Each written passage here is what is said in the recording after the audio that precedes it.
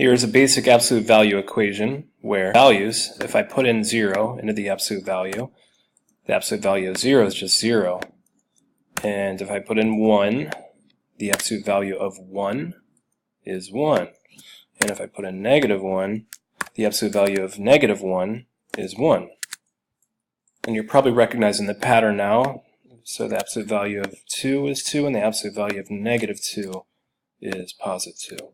So if we graph it, then I think it's pretty straightforward. I'm going to try to copy and paste this over. It's pretty straightforward what we're going to get, I believe. And that didn't work.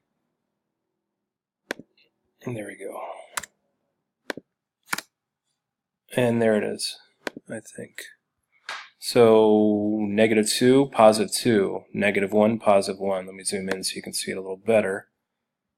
And that's why absolute value equations make a V such as this. I can show you that it just goes on infinitely in a positive direction.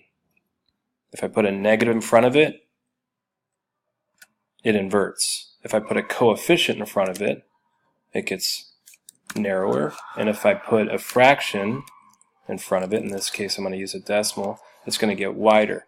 Now I can shift it. I'm going to go back to the basic absolute value equation. So I can shift it by adding 3. It's going to shift it upwards. I can subtract 3 and move it downwards. And what happens if I do this? Let's find out. So if I subtract 2, it's going to shift to the right. If I add 2, it's going to shift to the left. Okay, and if I want to move it down, then I can move it wherever I want. And there it is.